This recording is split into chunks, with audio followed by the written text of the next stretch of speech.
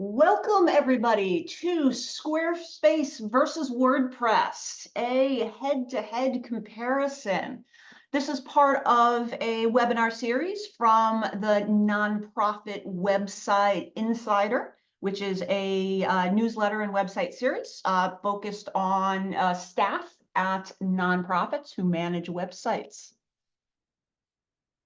What are we going to look at today? We are going to take just a very brief look at the whole world of website platforms and how these two platforms fit in. They're certainly not the only ones. We're going to obviously look specifically at Squarespace.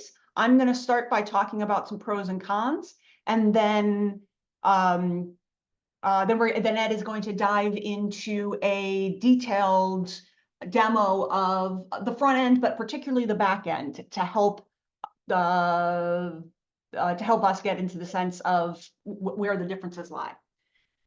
Then into WordPress, I'll do some pros and cons. And again, Ed will do a demo. We'll probably spend a little more time on this demo just as to show how it compares to the other two. And we'll have some time at the end for your questions. And hopefully we'll have some answers to those. Just some introductions. I am Laura S. Quinn. I am a coach and guide specializing in nonprofit websites. And I also do website strategy. I do not implement websites at all, so I am agnostic when it comes to platforms. I help people choose whether something like Squarespace or WordPress is right for them. I also have a lot of experience with Drupal. So I'm not advocating for either of these platforms. And here is Ed. Ed, would you like to introduce yourself? Sure. Hey, everyone. Ed Harris. I run my business is Blue Hills Digital, which is a solo consultancy. I work with nonprofit and mission-driven organizations to try and figure out this complicated digital landscape that we find ourselves in. And of course, your website is at the center of all of that. So similar to Laura, I'm platform agnostic. I work with some clients on Squarespace, some clients on WordPress, and there are many other competing platforms out there, both similar to WordPress and similar to Squarespace. So we're just picking these two today to help you understand that comparison. Yeah, I'm looking forward to sharing some of these insights with you. And I want to encourage everybody to get in touch with both Laura and I following the webinar if you have more questions that we can help answer. Absolutely. Fabulous. Let us dive in. The world of website platforms. So we've divided the world, and it's not completely this cut and dry, but it's not completely arbitrary. We've divided the world into a category called all-in-one website builders, and then a category called robust content management systems. So when we say all-in-one website builder, that means basically you buy a package for a single fee. Most pages are created one by one in a drag and drop way. So Squarespace is a typical example of that, and it's used a fair amount in the nonprofit space. There are a number of other reasonable ones in this realm. Another big one is Wix, and actually quite confusingly, WordPress.com. So as opposed to WordPress.org, WordPress.com is an all-in-one website builder where you pay a fee and you get a certain number of features. On the flip side of that, you've got the idea of a robust content management system. So in this case, instead of you essentially administrating page by page, the content lives in a database, and a theme and a template, we'll define those in a little more detail, are used to determine what each website will look like. So kind of the gist of what, if you don't understand any of those words, the gist of this is it is more complicated, but you get more power from that complexity. So of the tools in this space, WordPress and Drupal are by far the most well-known. WordPress is going to likely make a lot more sense than Drupal than for small sites. And therefore, that's why we're doing this comparison. It doesn't make any sense really to compare SquareSpace to Drupal because they'd be for totally different sites. Drupal is definitely worth consideration as well, but it would be for larger, more feature-rich sites. You can certainly find people in the world who would disagree with me on that. There are proponents for all those platforms, but I feel fairly strongly about that one. So there's different models for these different systems. So for an all-in-one website builder, so something like SquareSpace, you're going to pay a monthly or a yearly subscription. This is very much kind of a software as a service thing that's going to include the hosting of your website, so literally attaching your website to the internet. It's going to include all updates, so updates for things like security, which is the next bullet point, but also a kind of a continuing stream of new features as new features are available, and some limited support in a software as a service type of way, like chat support, possibly you can get somebody, but it may not be that helpful. A robust content management system like WordPress, you're going to very likely, and we are certainly recommending in this session, that you're going to pay a consultant or a firm to recommend a separate hosting, the place to host your website, to install updates over time. Part of the installation of those updates are to ensure the security of your website, and you will get from that firm more personalized support. And that will also provide a relationship long-term. So I have a caveat here. So one of the things that people say about WordPress versus SquareSpace is that, well, WordPress is free. And that could conceivably be true if you think you're going to be able to save some money by maintaining your own site, so installing your own updates and ensuring your own security. But I don't do any of this work or get any money from anybody who does. I personally think that's a bad idea for pretty much any small nonprofit. Is that really what you want to be spending your time doing, as opposed to paying a consultant or a firm and then you get to blame them if something goes wrong? So in that way, these two things are actually fairly similar in price. So you're paying for different things, but the price is fairly similar. All right.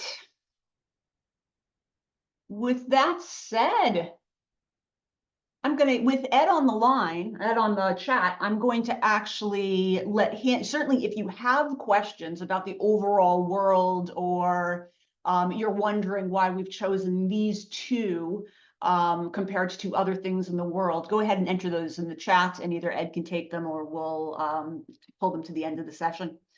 But in the meantime, I'm going to go ahead and I'm going to talk about some of the pros and cons specifically for SquareSpace. So SquareSpace is a fabulous tool for allowing a non-technical person to quickly and easily create something that really looks fairly good with solid graphic design and solid accessibility. So what you can see over here on the left-hand side is two different templates that SquareSpace provides, and it's hard to see much. These are just the very top, but you can see that they're giving you color palettes that you can change. You can change fonts. So you have something to start from, and it's hard to make it look absolutely terrible. Ethan asks actually a very important question in the chat. He asks, how do I define small site? We don't have a extremely defined answer to that, but it is something that is, so it's something that doesn't have a ton of features beyond a, so something like, we're actually going to look, actually, it's on the next slide. Yeah. So here are some of the things that you might typically want in a nonprofit website. So kind of pages with text, blogs, news, articles, events, donations, e-news. So as you look to support beyond those things, and as you look to get beyond maybe 100 or so pages, that would start potentially being beyond what we would call a small site. And you would probably look beyond SquareSpace, though not necessarily at all beyond WordPress, which we'll be talking about in a second. So advantages of SquareSpace. So a technical person, a non-technical person can easily create something. As we talked about, it's kind of this all-in-one fee. Everything is straightforward and a simply monthly fee. It's easier for the people who are going to be administrating your site to learn how to update it. It's not necessarily quicker. We'll talk about that when we get to WordPress. It's not necessarily quicker to update, but it's easier to learn. And if you can find a consultant to do it, it may be cheaper to build a small site. So this is probably now 20, 30, 40 pages without a lot of feature richness in SquareSpace than WordPress. It's harder to find a consultant, so you may pay a premium for a consultant that you may find. And it's easier to know what you're getting if you hire a consultant, as it's harder to mess up. So it's limited in what it can do, but the limitations are very useful in some cases because you can't completely break everything. Like if, for instance, it's hard to break the accessibility of the feature set. So accessibility meaning that those who have visual limitations or those using a keyboard to navigate need certain technical things to be able to navigate it. All right, so those things sound great, and they are for many organizations. It certainly makes sense for many organizations who are just getting up and running, and especially they're getting up and running and they don't expect that they'll ever scale up to something way beyond what they're currently using for a website. So the biggest disadvantage of SquareSpace is it won't scale up past that list of things that I've already read. So if you have kind of a quick and simple current site, but a couple years down the road, you might envision adding all of these things.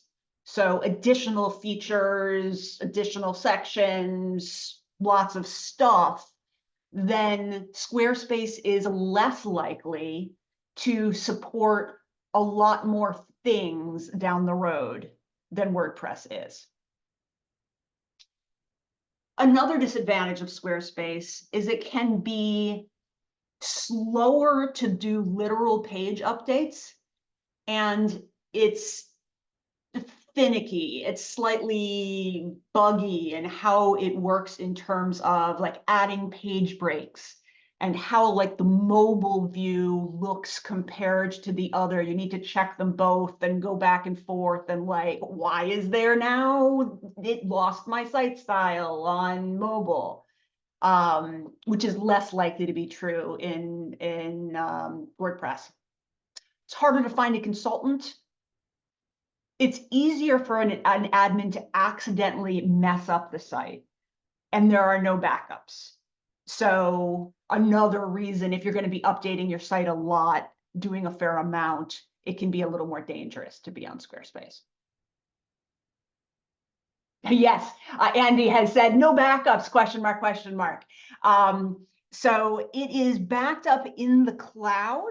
So it's not like your site is going to be lost forever, but it means, so you cannot get your site easily out of Squarespace, and you cannot go back to the site you had yesterday or last week. So this is meaningless. There is no backup plan as much as you cannot roll back to a previous version. All right, and with that, I'm going to turn it over to Ed to show what this looks like in practice. Hi, everyone. So let me just get my screens organized here. Laura, I can't see the chat while I'm doing this, so I'll let you keep an eye on that. So I have this I have this fictional nonprofit that I've made up called Rivergate Community Table, which is a food insecurity and anti-poverty organization that I dreamed up basically so I can make a couple of nonprofit websites, and I just use these sites to demo websites. Laura, I just want to make sure you all can see this Squarespace site that I'm scrolling on right now. Yes. Wonderful. So I have a Squarespace version of it, and I also have a WordPress version of it that I put together. Both of them are incomplete in various different ways. They look a little different, but the purpose of these is just to be able to walk you through what they look like. So we have a homepage here with a lot of information in the footer. We have there's a page built out in here as well. So first of all, I just want to give you a sense of what these look like behind the scenes. So I'm going to flip over to another window here, and you should now be able to see the back end of this Squarespace site. Laura, just shout out if you can't see it. I can. And so when you log into Squarespace, first of all, like Laura said, everything is happening in your browser. So you can't edit a Squarespace site if you're not online. The whole thing happens in your browser. You log in, all of the editing happens here. And Squarespace is really invested in trying to kind of be a solution for everything. So first of all, you'll see in the menu here that it's not just a website. They're also trying to sell you invoicing if you're a consultant. They also have a product for membership areas of your site. They have a scheduling product, like appointment scheduling, that is a competitor to Calendly and that kind of thing. So there's lots of stuff going on here. A lot of these things are additional add-on purchases to your subscription, but we're just going to focus on the website experience here. So they have the way it's built currently, and they keep rolling out changes to the platform, but the way it's built currently, you have a section for pages on your site, and then a section for styles, and then assets, which is where your files and that kind of thing live. We're just going to focus on the page structure today and just what that editing experience looks like. So whether you have set up the Squarespace site entirely yourself, or you've brought in a consultant just on a one-time basis to get the site set up for you and just kind of speed through that work a little bit, you're going to end up with something that looks a little bit like this. The pages are listed. These are the pages that show up in the main navigation over here. And then you also have the option to have content pages, that kind of thing, that aren't linked in the navigation. So for example, the donate page is sitting down here because that one's actually represented by this button up here. So let's just look at what it's like to edit a page. If I click in here to edit, we kind of go full screen. And one of the things that's worth pointing out here is that, like a lot of other page builder website platforms, you are editing in an environment that looks like the front end of the website, which is something that some people really like. And so if you're into that, then that is definitely a pro for Squarespace. And so you'll see as I hover over, you see these little blue call outs that there's a text box here that I can get into and just edit right away, edit that text. This is a button block. And if I hover over this whole section, you'll see there is this little pop-up menu here that allows you to add all of these different kinds of blocks. And so this is the way you build a page on Squarespace. You set up the page, you give it a title, you set its URL, and then you can build out that page with a combination of these sections, which stack vertically as you go down the page, and then blocks. on those sections. So this is a text block. This is another text block, but it has a colorful background. And you build the footer the same way. And when you look at the blocks, there are, text button that you can embed videos here. There's an image block. And then as you get a little bit more complicated, you can also insert things like a form. So Squarespace comes with a form builder. That's what we use to build this get updates by email form down here. I just want to show you a couple of other things, and then I think we should probably skip back to the rest of the presentation, and we'll come back and look at this in comparison to WordPress in a minute. So a couple of other things to look at. Laura mentioned how Squarespace is currently attempting to deal with responsive design. So that's the question of how does your website layout adapt when you go from a large screen to a smartphone or something like that. You have to toggle over to the mobile view here. And you'll see that Squarespace kind of does its best to position everything. And I haven't modified the mobile view on this one at all. So this is just Squarespace's best attempt. And you'll see it's done a pretty good job of getting everything the right order, but the spacing is weird here.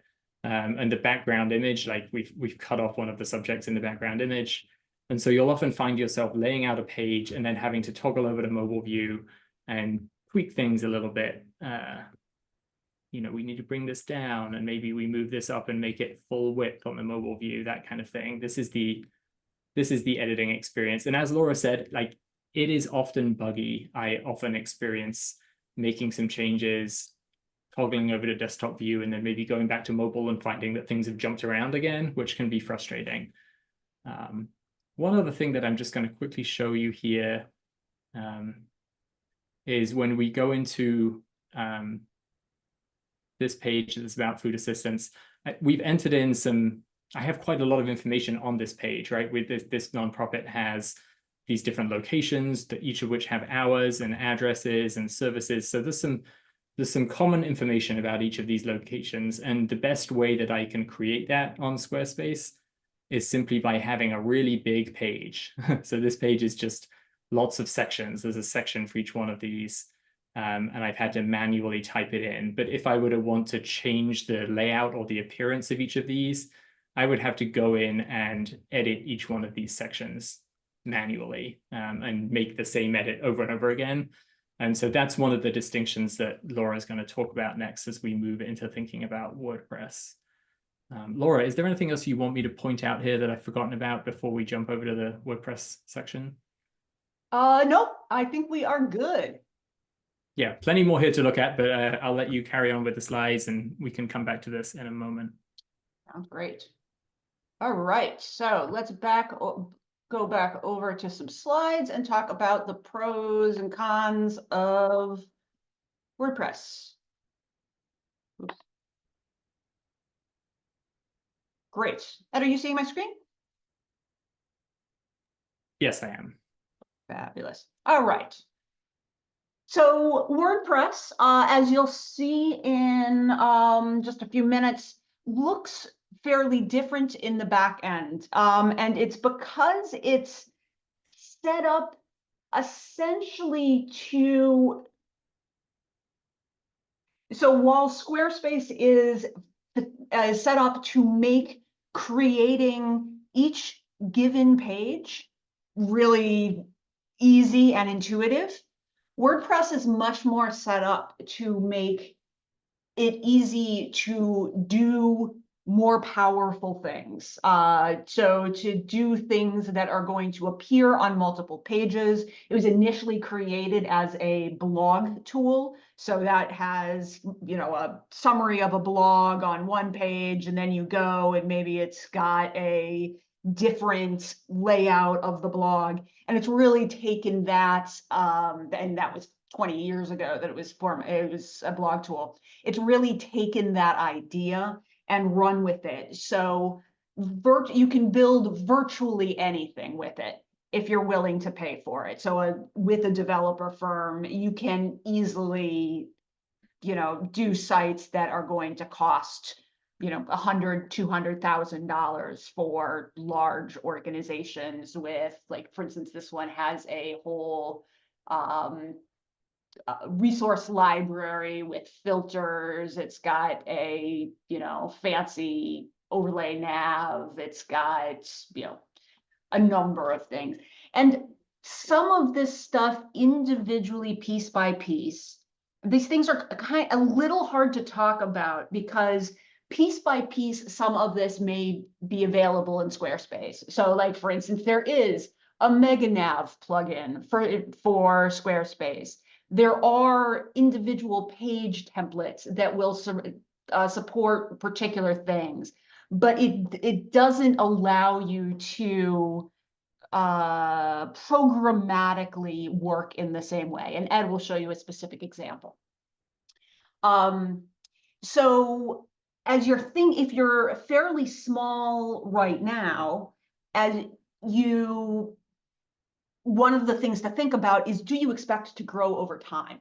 Because with WordPress, you could start with a fairly small and simple site now and scale it up almost infinitely without changing the site. While Squarespace, you'd have to change to a different platform.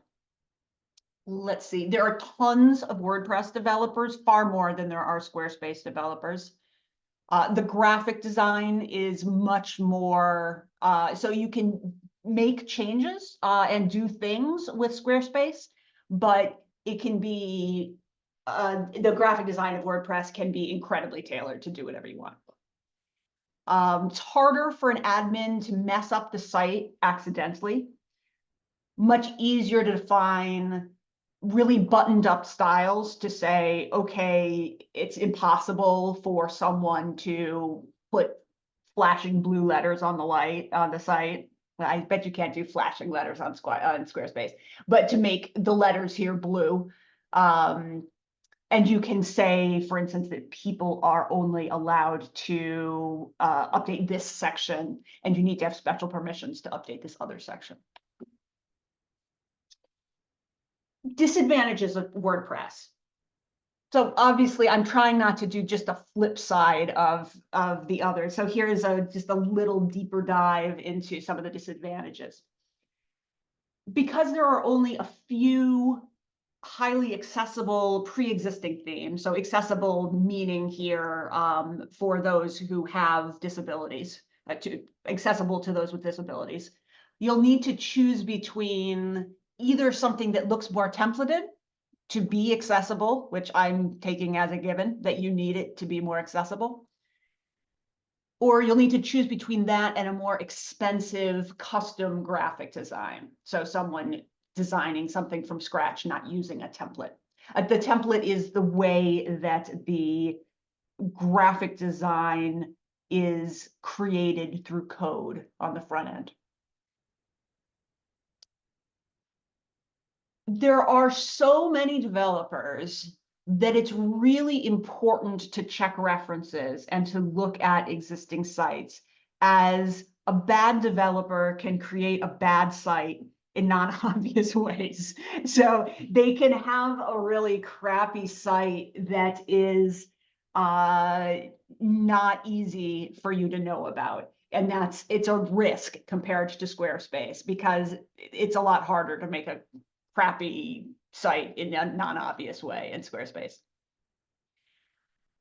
Someone needs to be responsible for site updates and managing a number of site add-ons. So we've talked about this before. This is, in my mind, highly recommended that it would be someone that you've hired ongoing to be, so in the realm of, for a small site, like $30 to $50 a month to manage your site.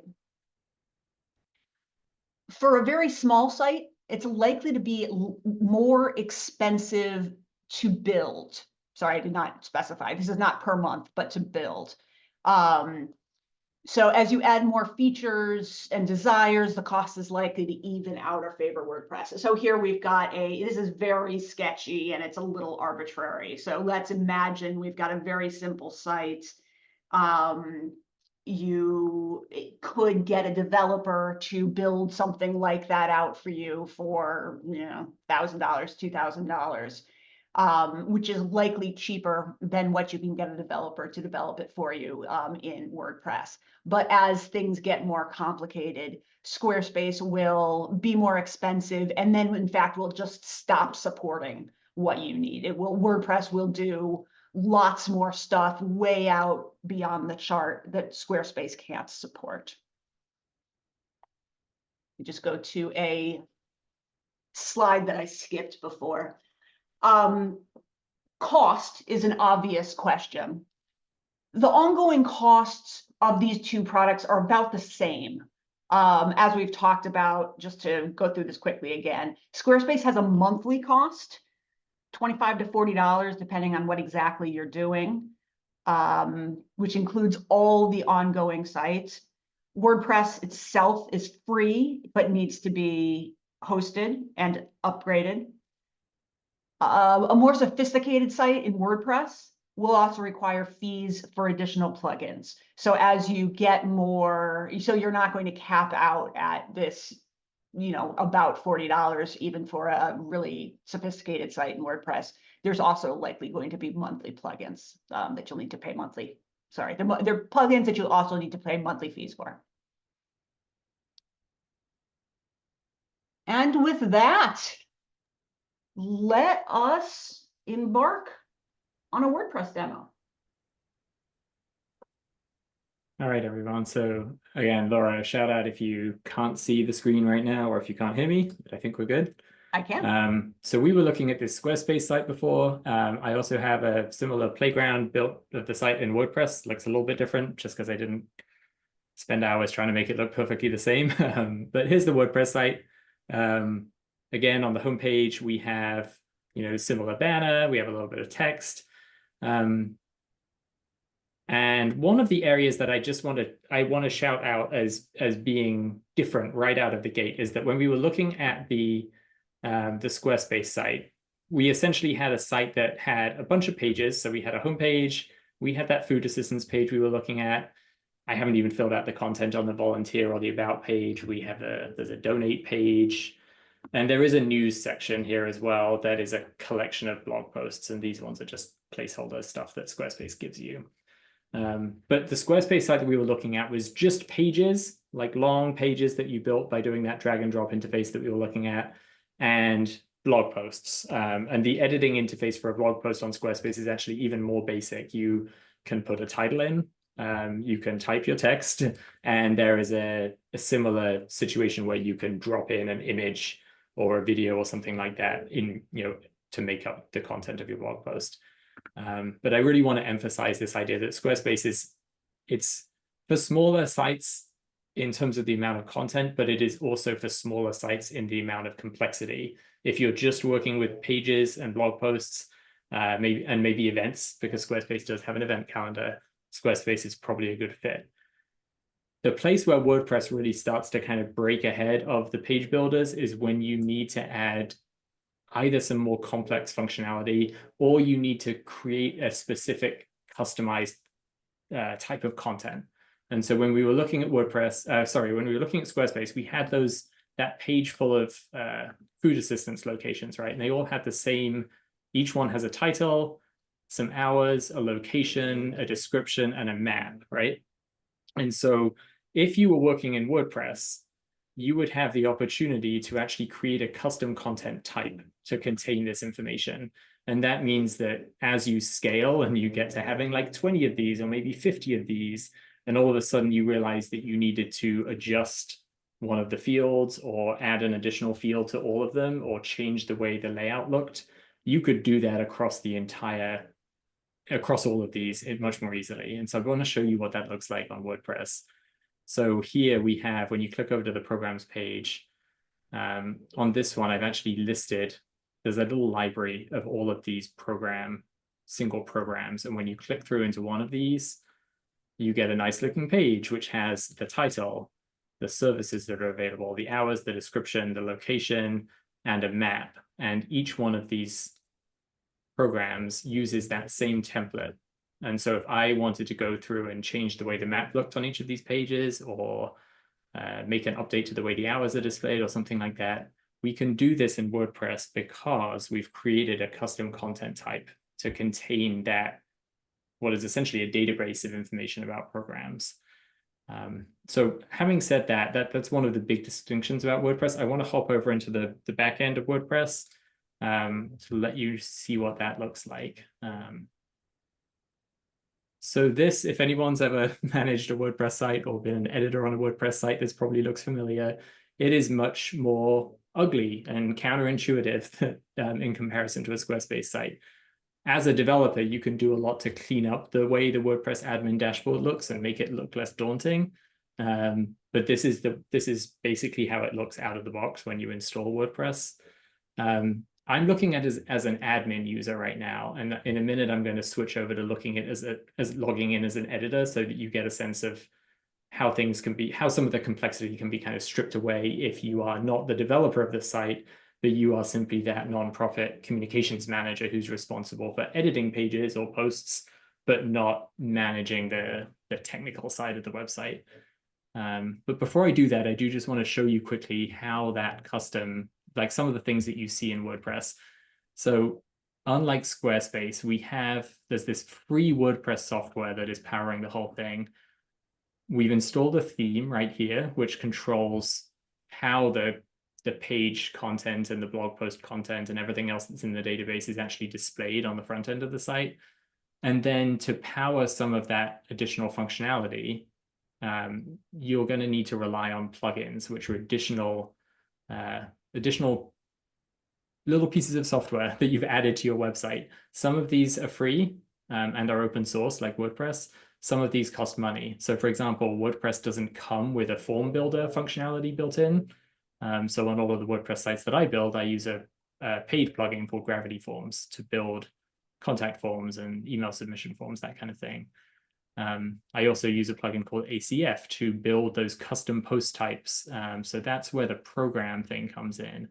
WordPress gives you pages and it gives you posts out of the box, but I created for this website that we were just looking at a custom content type called program.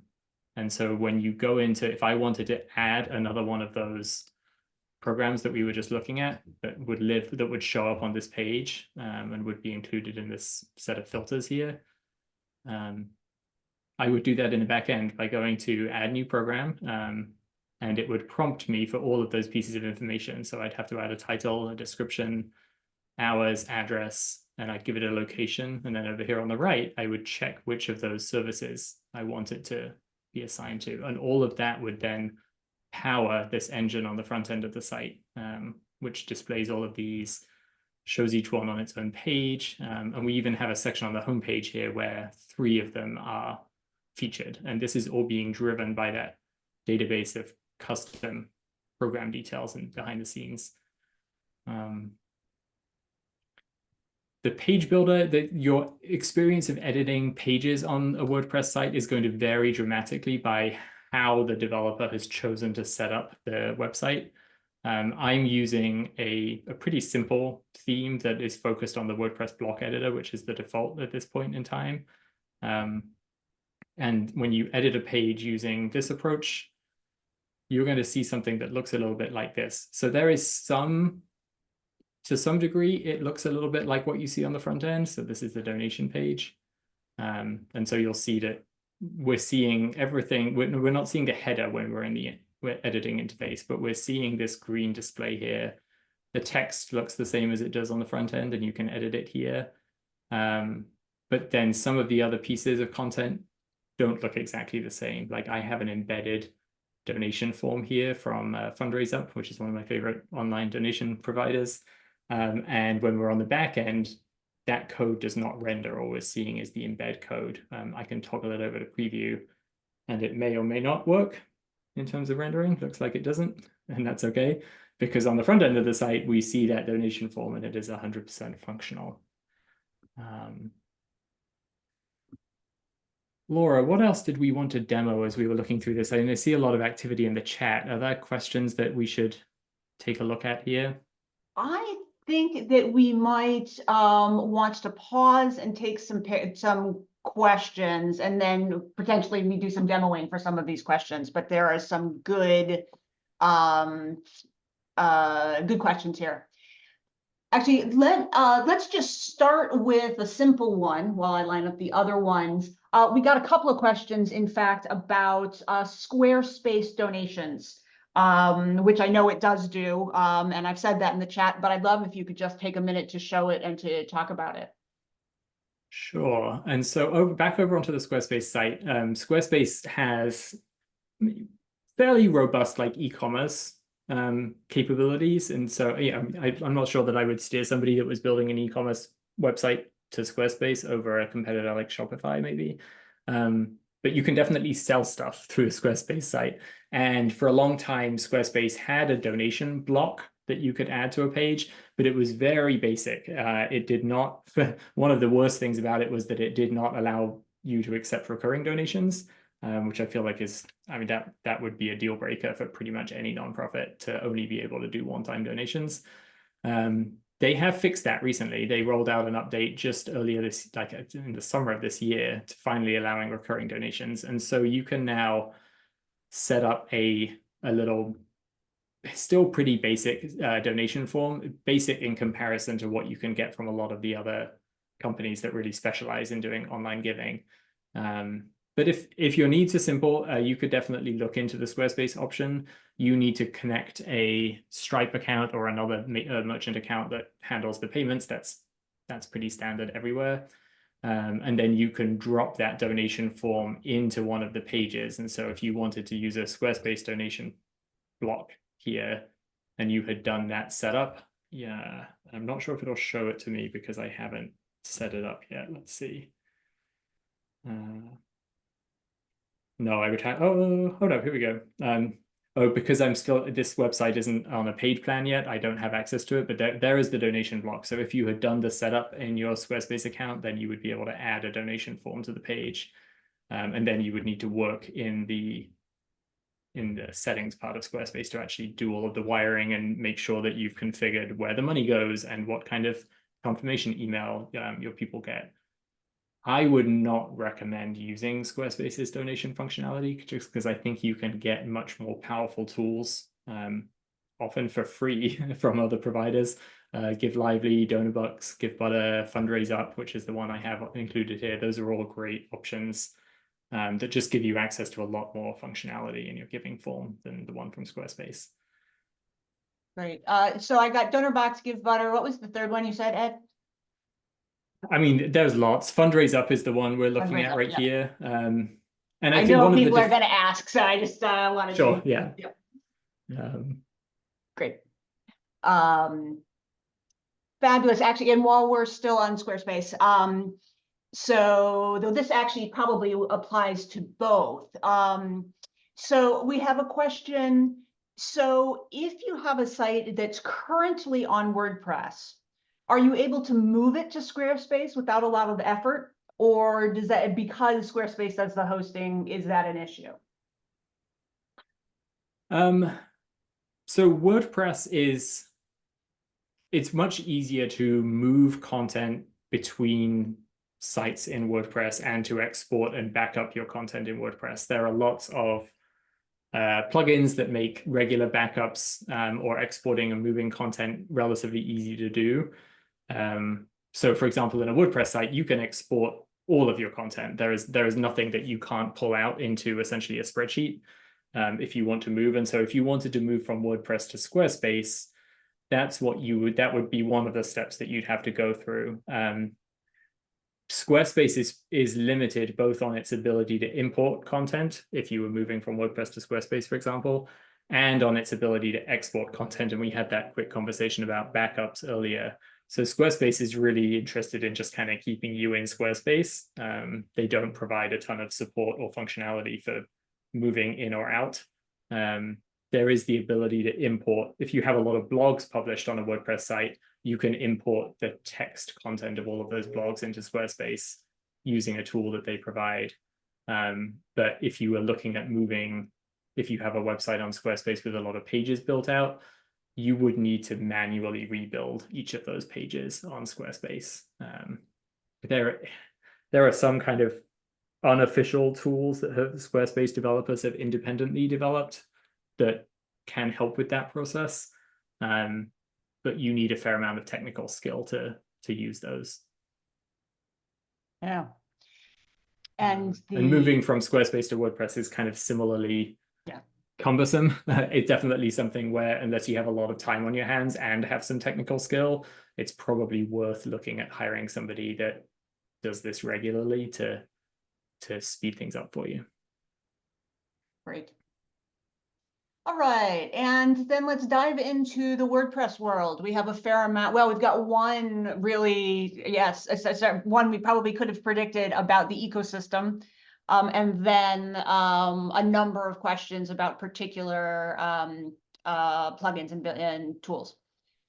Evan says, hearing lately about the WordPress ecosystem drama. So the schism, I've forgotten how to pronounce it, schism between WordPress.org and WordPress Engine. Is there a quick way to forecast whether or not that split presents any real risk for simple WordPress sites going forward? Yeah, so I am curious also, Ed, as to whether, so if one's making a decision, I don't know, this month, next month, would you recommend that people pause to see what happens? Oh, and let me summarize. So basically, sorry. I will turn the question over to you, Ed, but if you could also summarize what this schism is.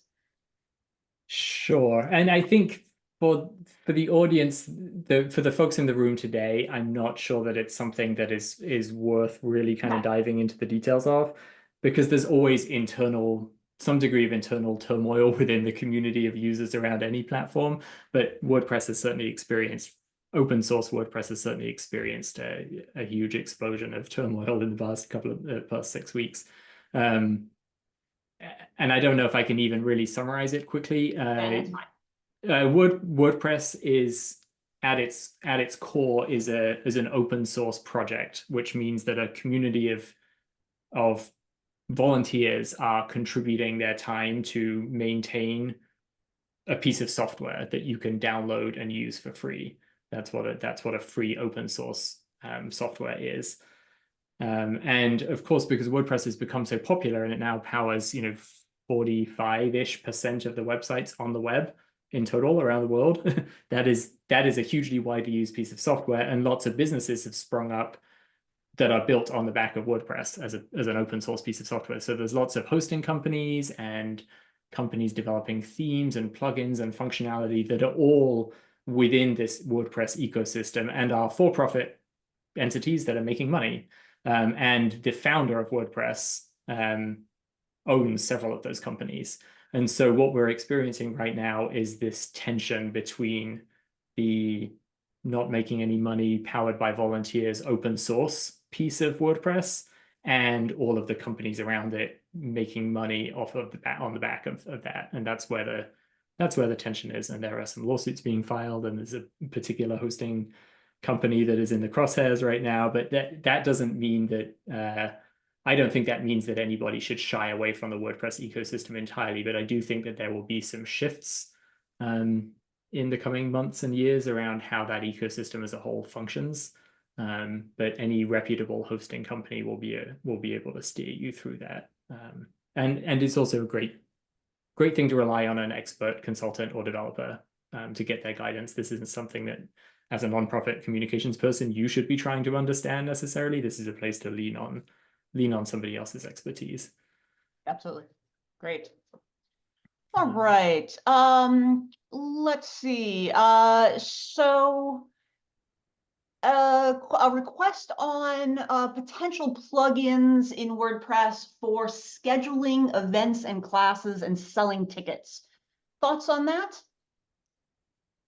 Yeah, so I mean, similarly, so I'll just bounce back to SquareSpace for a second. In SquareSpace, if what you want to do, if some piece of functionality isn't supported by SquareSpace itself, and this would be a good example. So like if you want, SquareSpace offers you an event calendar, and it also offers you some scheduling and selling physical or digital things. So you probably could cobble together the events calendar and the ticketing solution using the tools that SquareSpace provides. But more likely than not, when you do something like this, you're going to run into some ask maybe from somebody on your development team or your program team within your organization where they need some additional thing, some customization. And if you're using Squarespace, you're probably going to have to go back to them and say, oh, sorry, the website platform just doesn't support that. And if you're sticking with Squarespace, most often your answer in that situation, if you really do need to do whatever that thing is to find another company that offers a software as a service event registration platform and then integrate that with your Squarespace site. And they're two totally separate subscriptions, separate companies, but Squarespace will often allow you to embed functionality from another website. And that's what we're seeing on my screen here with this donation form. Because I like the donation form that is provided by this other vendor better than the Squarespace one. So I've chosen to embed this one instead of using the one Squarespace provides. Over on WordPress, you have more options. So you could do the same thing. You could, if there's some other company out there that does a really great job of hosting and selling tickets. So like Eventbrite, for example, I think most people are familiar with Eventbrite. You could choose to host all your events there and just connect that up with your WordPress site. On the other hand, there is a huge world of plugins in WordPress. Thousands and thousands of plugins here. And so you might choose to use a very popular one called Event Calendar. They have some great nonprofit discounted pricing for their pro version, but here, so you go through, you want to be really careful when you're choosing one of these plugins to add. You want to make sure that it has a lot of active installations. This means lots of people are relying on it and that it's been updated regularly and it's compatible with the latest version of WordPress. But Events Calendar is a big provider. Everyone uses them. So you could install this. You'd have to read through all the instructions. And like Laura said, you probably wouldn't be making this decision yourself. You would work with your consultant or your developer to make this decision and have them install it. But if you were to go down this road, you can actually find a solution for that event ticketing need within the WordPress ecosystem. So the events calendar is not a product that you can use. It only exists within the WordPress world. Like you can't use this unless you're using it in conjunction with a WordPress site. And this is going to be a similar situation for a lot of other needs that you might have for specific functionality that you want to add to your site. I hope that helps. Fabulous. And one or two more. Can you talk a little bit about the role of Elementor or Divi, or someone has mentioned Beaver Builder? Beaver Builder, yeah. So how do those fit into kind of what we looked at? So this is just like yet another complexity of the WordPress ecosystem, because WordPress is open source and allows developers to just build and extend that core platform in all different directions. We have seen like interactive drag and drop page builders like Squarespace and Wix have come up over the past 5-10 years and become very popular for people that are put off by the kind of the ugliness of the WordPress dashboard and are looking for something easier to use. And at the same time as Squarespace and Wix and those kind of visual page builders rose up the ranks, we've also had companies building out kind of a layer, a theme and plugin layer over the top of WordPress that creates an editing experience that is much more similar to the visual drag and drop experience. So you can install a theme like Elementor or Divi or Beaver Builder, and it gives you, your site is still powered by WordPress, but it gives you a very different editing experience. And so if I had Elementor installed on this site, I could still go and edit the donation page using the built-in thing here. But in Elementor, you would see a little edit with Elementor option right here. You would click on that, and what it would do is actually open up an editing experience, which looks a lot more like the Squarespace editing experience, where you're seeing a rendered view of the page, but you're kind of in a mode where you can hover over things and edit them. And you can add in blocks and kind of drag things around. And so you kind of get an editing experience that looks a little bit more like the drag and drop front end based experience that you get on Squarespace or Wix. And so if that's appealing to you, then Elementor or Divi would be one to test out. Again, this is a conversation to have with the developer or consultant that you're working with on a WordPress site. Most likely your developer or consultant is going to have strong feelings about whether to use one of those plugins and theme builders like Elementor or Divi.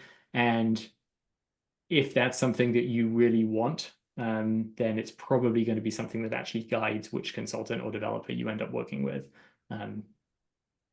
Yeah, I was going to say the same thing, that that you should think through if that's important to you.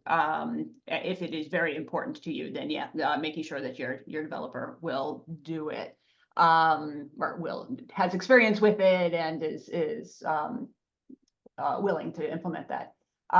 It will not get WordPress all the way to sound like one of the big advantages of the Squarespace kind of ease of use is that you can navigate through it in a kind of nearly an editing mode almost. That is not the case with Elementor or Divi, as far as I know. You still have to kind of interact with it in this list type view. Am I right in saying that, Ed? Elementor or Divi will allow you to kind of navigate around the front end of the site and go into editing mode. Oh, okay. I'm wrong. Okay. In a way that looks very similar to what we were looking at with Squarespace, whereas the way that I'm using the built-in block editor, and so when you go into editing mode on a page, you're looking at something a little different. Okay. Yeah. Great. Thank you. Fabulous. All right, we have 2 minutes. Michelle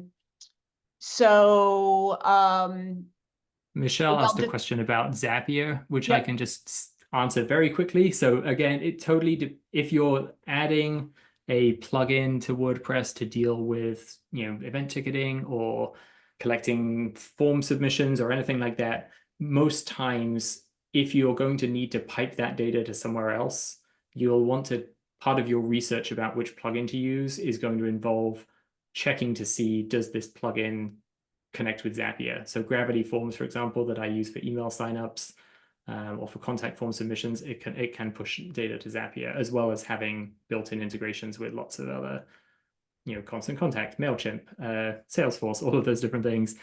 So check with the specific plugin that you're considering using. What filter tool did I use? So the filter tool that I was using when we were looking at this page is actually built into it's something that's built into the theme framework that I use, which is a framework called Cadence. They provide a theme and they also provide a lot of custom blocks for WordPress. There are other great WordPress plugins that do the filtering specifically. There's one called Search and Filter Pro, which is great. There's WordPress Grid Builder, which is another one I'd recommend looking at if you're interested in building one of these dynamic, searchable, filterable displays of website content. Fabulous. And with that, I think we've actually answered nearly all of our questions. To the I think it was a guy who asked about headless. Yeah, email me and let's chat about headless. I'm interested to see what your question is. But everything else, I think we have answered. Thank you so much to all of you who have joined us, and especially a huge thank you to Ed, who allowed this to be possible. Far more knowledge than I have about both of these tools. We will indeed be getting out the slides, such as they are, and the recording to you within the next couple of days. And there may be some specific breakdown recordings or other things that also follow up. We say, hey, we've got all this information. Maybe we'll do some cool recordings of it or something. So absolutely, feel free to reach out to me. I've been contacting you, so you've got my information. Ed, you want to reiterate your email address? Yep, so you can find everything if you want to get in touch with me, just Google Blue Hills Digital or bluehillsdigital.com. You can find me on LinkedIn as well. Ed@bluehillsdigital.com if you want to email me. Fantastic. Thank you so much, all of you, for attending, and I hope to see you at another seminar soon.